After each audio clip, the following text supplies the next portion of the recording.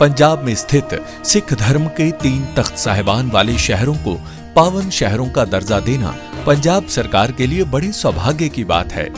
ये शहर है श्री अमृतसर साहिब, श्री आनंदपुर साहिब और तलवंडी साबो। ਇਹ ਤਿੰਨੋਂ ਤਖਤਾਂ ਦੇ ਸ਼ਹਿਰਾਂ ਨੂੰ ਪੰਜਾਬ ਦੇ ਅਧਿਕਾਰਤ ਪਵਿੱਤਰ ਸ਼ਹਿਰ ਵਜੋਂ ਐਲਾਨ ਕਰਨ ਦਾ फैसला करता है।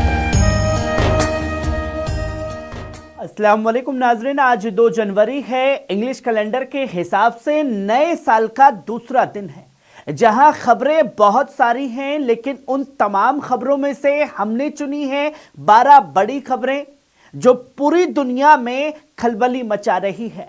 कहीं समंदर के अंदर अमेरिका को रूस चीन ने पेल दिया है, तो कहीं तुर्की की फौज के आगे इजराइल को मुंह की खानी पड़ रही है, और वहीं ईरान के राष्ट्रपति ने बड़ा ऐलान कर दिया है।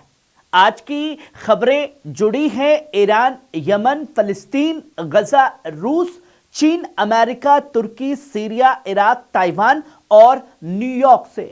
दोस्तों, नए साल पर मेरी दुआ है कि खुदा हम सबका यकीन मजबूत करे और दिलों में खुदा का खौफ भी पैदा करे। आमीन। अगर आप मेरी बात से सहमत हैं तो कमेंट में ज्यादा से ज्यादा लिखिए आमीन। चलिए शुरू करते हैं आज की ये खबरों का सिलसिला, जहां पहली बड़ी खबर आप अपनी स्क्रीन पर देख सकते हैं। ईरान के राष्ट्रपति मसूद पेजेश्कियान का बड़ा ऐलान।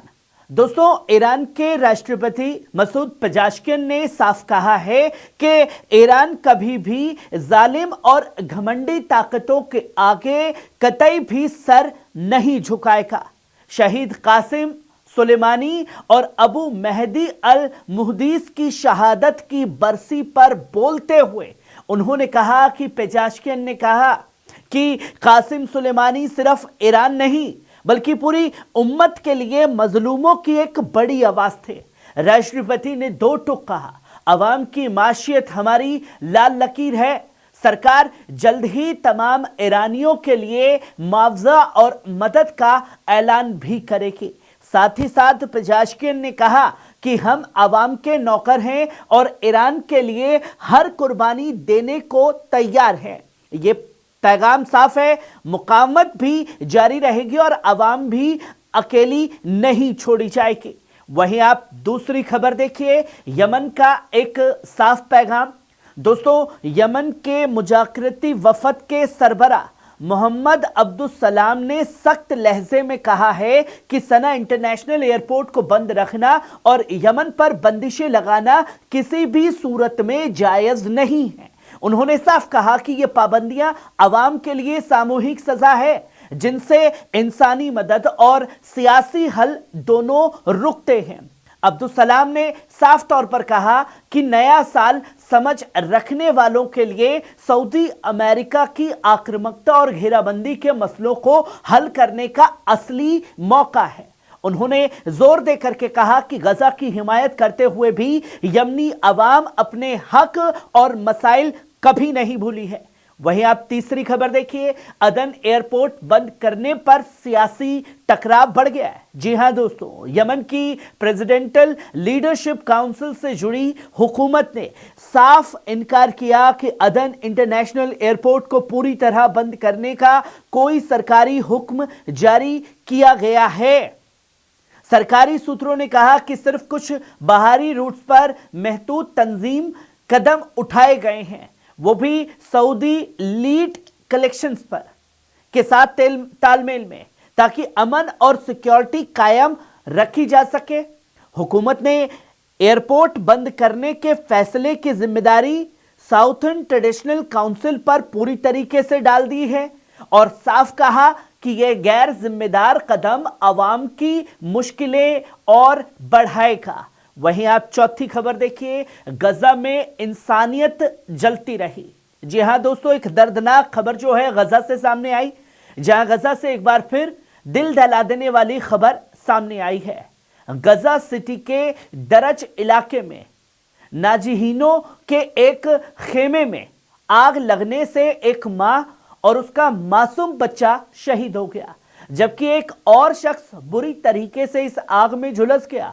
फलस्तीनी सिविल डिफेंस के मुताबिक ये आग खेमे के अंदर भड़की, जहां लोग बुनियादी इंतजामात के बिना जिंदगी गुजारने को मजबूर हैं। वहीं दूसरी तरफ नुसैरत कैंप में मासूम बच्ची मलिक रामी गमीन कड़कती सर्दी की वजह से दम तोड़ गई। वहीं आप पांचवी खबर देखिए, रूस का अमेरिका से मुतालबा। दोस्तों, अमेरिकी अखबार द न्यूयॉर्क टाइम्स ने खुलासा किया है कि रूस ने अमेरिका से वेनेजुएला जा रही एक तेल टैंकर का पीछा रोकने की औपचारिक दरख्वास्त की। रिपोर्ट्स के मुताबिक अमेरिकी कोस्ट गार्ड बीला वन नाम की इस टैंकर को बीते 2 हफ्तों से अटलांटिका महासागर में ट्रैक कर रहा है। यह घटनाक्रम उस वक्त सामने आई है जब डोनाल्ड ट्रंप की हुकूमत ने वेनेजुएला के तेल सेक्टर से जुड़ी कई कंपनियों पर बैन लगाया है, नई पाबंदियां लगाकर, ताकि राष्ट्रपति निकोलस मदुरो पर दबाव बढ़ाया जा सके।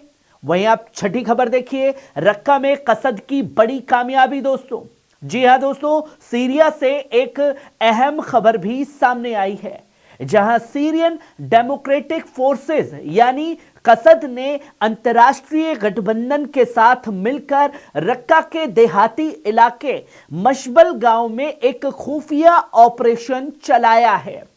इस कार्रवाई में दाइश के एक खतरनाक सदस्य खल्फ हुसैन इब्राहिम अल ईद को गिरफ्तार भी किया गया है।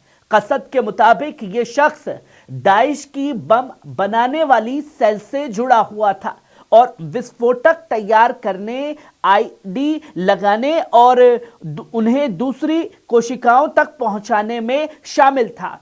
ऑपरेशन के दौरान हथियार, गोला बारूद, कम्युनिकेशन डिवाइस और दस्तावेज भी बरामद हुए हैं। वहीं आप 7वीं खबर देखिए, इराक का यमन पर बड़ा बयान।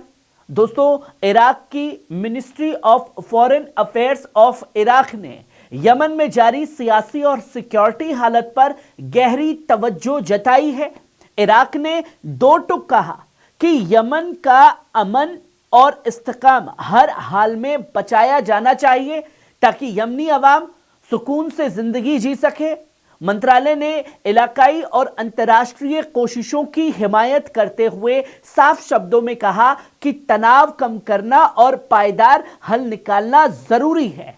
इराक ने तमाम यमनी फरीकों से बुनियादी और बामानी बातचीत जारी रखने की अपील भी की है। वहीं आप 8वीं खबर देखें, यमन में अकल की आवाज बुलंद।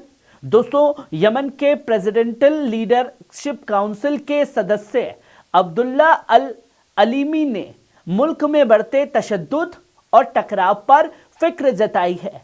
उन्होंने साफ तौर पर कहा कि अब भी वक्त है अक्ल और हिकमत की राह पर लौटने का और खून खराबा रोकने के मौके अभी बाकी हैं, खासतौर पर हद्रमौत और महरा से हकीकी तौर पर फौजी वापसी से। अल अलीमी ने साफ कहा कि तशद्दुद से पीछे हटना कमजोरी नहीं बल्कि जिम्मेदारी और एक नई शुरुआत है।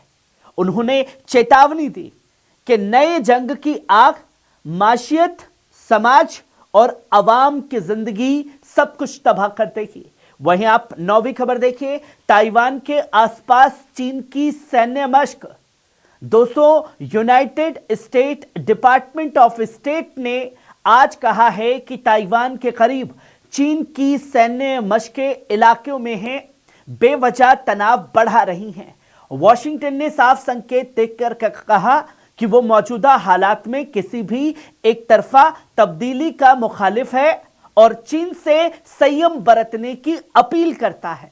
अमेरिका ने बीजिंग से साफ शब्दों में कहा कि ताइवान पर फौजी दबाव छोड़कर बातचीत का रास्ता अपनाया जाए। दुनिया में अमन जरूरी है और अमन बांटने का काम भी वही कर रहा है जो हर जगह बम बांटने का काम कर रहा है। चाइना ने जस्टिस मिशन 2025 नाम से लाइव फायर ड्रिल्स की, जिनमें नौसेना, वायुसेना और मिसाइल फोर्स शामिल थी। ये कवायद उसके बाद हुई जब अमेरिका ने खासतौर पर ताइवान को 11.1 अरब डॉलर के हथियार बेचने का ऐलान किया है। वहीं आप 10वीं खबर देखिए, ईरान में महंगाई पर एहतजाज तेज, 3 शहरों में झड़प, 6 की मौत। दोस्तों, ईरान में बढ़ती महंगाई और बदहाल माशियत के खिलाफ एहतजाज अब सियासी रंग लेता जा रहा है। 3 शहरों में प्रोटेस्टरों ने और सिक्योरिटी फोर्सेस के बीच झड़पें हुई। 6 लोगों की मौत की खबर है। मरने वालों में एक सिक्योरिटी फोर्स का जवान भी शामिल है। कुछ जगहों पर अली खामेनी साहब के खिलाफ नारे लगे तो कई इलाकों में गिरफ्तारियां भी हुई। साथ ही साथ ईरानी राष्ट्रपति मसूद पेजेश्किन ने एहतजाज करने वालों की जायज मांगों को माना और माशी हालात सुधारने का वादा किया, लेकिन हुकूमत ने कानून व्यवस्था बिगाड़ते हुए सख्त कार्रवाई की चेतावनी भी दी। वहीं आप 11वीं खबर देख सकते हैं, जोहरान ममदानी का ऐलान, अमेरिका को टैक्स, अवाम को राहत। दोस्तों, अमेरिका की सियासत में आज एक बड़ा और तारीखी लम्हा भी दर्ज हो गया। डेमोक्रेट नेता जोहरान ममदानी ने न्यूयॉर्क सिटी के मेयर के तौर पर हल्फ उठाई, और वो भी कुरान पर हाथ रखकर, जो दुनिया में पहली बार हुआ है। 34 साल के ममदानी ने साफ शब्दों में कहा कि वो अमीर अरबपतियों के नहीं, कामकाजी अवाम के लिए हुकूमत चलाएंगे। उन्होंने वादा किया कि सस्ती किराए की मकानें, यूनिवर्स चाइल्ड फेयर और मुफ्त बस सर्विस चलाई जाएगी। वहीं आप आखिरी और 12वीं खबर देखिए, तुर्की बिना फौज निभाएगा अपना रोल, अमेरिका की पेशकश। दोस्तों, अमेरिकी हुकाम ने गजा को लेकर एक नया तजवीज़ी प्लान पेश किया है।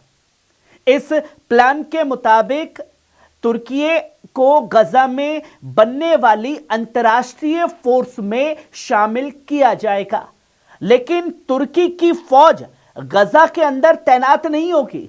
अमेरिका यह चाहता है कि तुर्की सिर्फ लॉजिस्टिक सपोर्ट दे, जो जॉर्डन और इजिप्ट में उसकी सेना मौजूद रहे। उस बेसिस से किया जाए तो ठीक है, तुर्की आ जाए, यानी जमीन पर तुर्की सिपाही नहीं, लेकिन सप्लाई और सपोर्ट में तुर्की की अहम भूमिका रह सकती है। आखिरकार डर क्या है इजराइल को तुर्की के फौज के गजा के अंदर जाने से? ये तस्वीरें दुनिया के सामने आ रही हैं।